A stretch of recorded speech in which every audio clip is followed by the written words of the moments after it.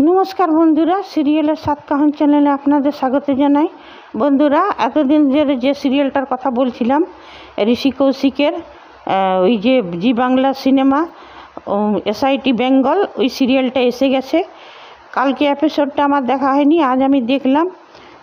ঋষি কৌশিকের প্রথমে ওনার ফ্যামিলির সঙ্গে পরিচয় করিয়ে দিই। ফাল্গুনী বন্দ্যোপাধ্যায় বাবার রোলটা করছেন, ত্রিদীপ বসাক, আর বাসব দত্তা চ্যাটার্জি ওনার স্ত্রীর রোল করছেন, মধুমিতা নাম, আর ছেলের নাম হচ্ছে পাপাই। এই নিয়ে হচ্ছে ইন্দ্রজিৎ, মানে deputy commissioner of police Indrajit বসাকের সংসার। এইবারে দেখা গেল যে থানাতে উনি গেছেন, তো থানার দারোগা বলল যে স্যার, একটা ছেলেকে পাওয়া যাচ্ছে না।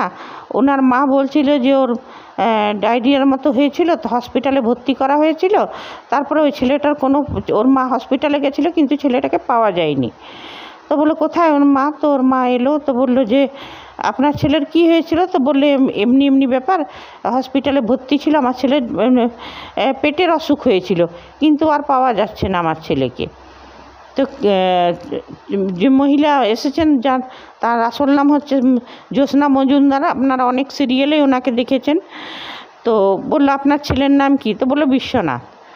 বললো ঠিক আছে, আমরা দেখছি। তারপরে ইন্দ্রজিৎ বসাক আর ওনার সহকর্মী দুজনা চলে গেলেন বাইরে, খুঁজে বেড়াতে লাগলেন। তারপরে বলল যে হ্যাঁ, ওই ছেলেটাকে একজনের সঙ্গে দেখা গেছিল।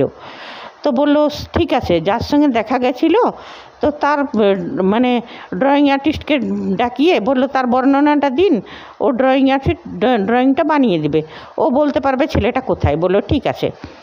তো ওই ড্রয়িং আর্টিস্টকে ডাকা হলো। তারপরে ইন্দ্রজিৎ বসাক চা খেতে গেল। যখন চা খাচ্ছেন, তখন ওই থানা থেকে যে থানার পুলিশ অফিসার, উনি ফোন করলেন যে স্যার, ওই ছেলেটাকে পাওয়া গেছে, মানে ওই যা ড্রয়িং বানাতে বলেছিল। বললেন কি, সে কি ছেলেটাকে পাওয়া গেছে? বললেন স্যার, জলজ্যান্ত পাওয়া যায়নি, ওই ড্রয়িং আর্টিস্ট ড্রয়িংটা করে দিয়েছে, ওই বুড়িমা চিনতে পেরেছে। বললো ঠিক আছে, আমরা আসছি। তারপরে বুড়িমা ওই বললো যে এমনি। তারপরে একজন হসপিটাল থেকে ফোন এলো যে স্যার, ওই যে বিশ্বনাথের ডেড বডি পাওয়া গেছে মর্গেতে। তারপরে ওরা গেল, তখন দেখলো যে এরপরে হ্যাঁ, ওই বিশ্বনাথ। তারপরে যে ছেলেটা ওকে নিয়ে গেছিলো বিশ্বনাথকে, ওই ছেলেটার দেওয়ালে অনেক পোস্টার টাঙা ছিল, সেইগুলো ওই ছেলেটা ছিঁড়ি ফেলছিল। তো দুটো পুলিশ মানে সাদা পোশাকে ওকে ওয়াচ করছিল, হসপিটাল কর্মী সেজে নিয়ে ওকে ওয়াচ করছিল। যে কি মানে সাদা পোশাকে অনেক পুলিশই ঘোরাফেরা করছিল, মানে কেসটা খুব জটিল। মনে হয় এটা মানে কিডনি পাচার এইসবের সঙ্গেই, চক্রের সঙ্গেই কোনো কেস, এইটা অনেকটা CIDর মতন আর কি। তারপরে ইন্দ্রজিৎ বসাক যখন পৌঁছালো, তারপর মর্গে নিয়ে যাওয়া হলো, দেখলো যে হ্যাঁ ছেলেটার লাশ। তারপরে ওই বুড়িমাকে ডাকা হলো, বিশ্বনাথের মাকে নিয়ে। যখন বিশ্বনাথের মাকে ডাকা হলো, বিশ্বনাথের মা তো খুব কাঁদতে লাগলো নিজের ছেলের মৃতদেহের দেখে। বলে স্যার, বললো আমার ছেলের তো এমন কিছু হয়নি, পেটের অসুখ হয়েছিল, তা আমার ছেলে মারা কী করে গেল, মানে খুব কাঁদতে লাগলো।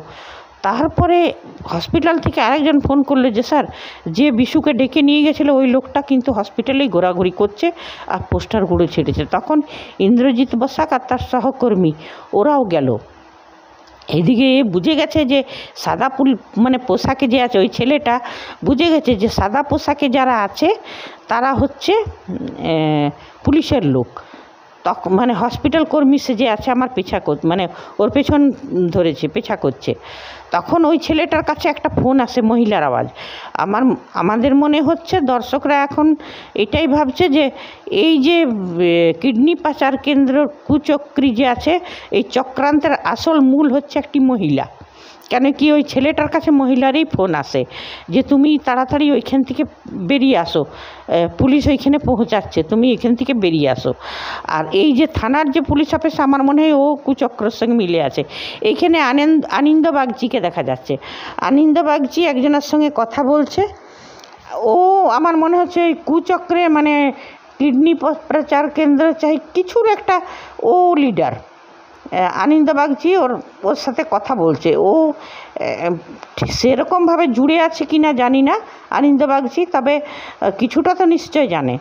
তারপরে যখন ইন্দ্রজিৎ বসাক হসপিটাল, ওই ছেলেটাকে পুলিশরা ঘেরবার চেষ্টা করলো, ওই সাদা পোশাকের পুলিশরা, যারা হসপিটাল কর্মী সেজেছিল, নিয়ে যখন ঘিরে নিয়েছে তখন একটা নার্সের ইয়ে থেকে ট্রে থেকে ছুরি বার করে একটা পুলিশ কর্মীকে মেরে দিল ওই ছেলেটা।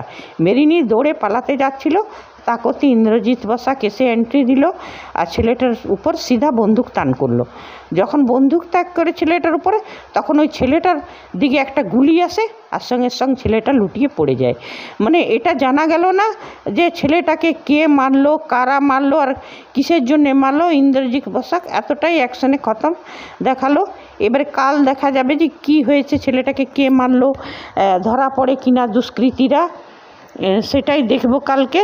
বন্ধুরা আজ এতটাই, শেষ করছি। কালকে আবার আসবো ইন্দ্রজিৎ বসাকের মানে সেকেন্ড অ্যাকশন নিয়ে। উনি তারপরে কি করে ধরলেন নারী ওই কিডনি পাচার চক্র না কি চক্র, সেটা এখন জানা যাবে আগামী পর্বগুলোতে। ধন্যবাদ, বাই।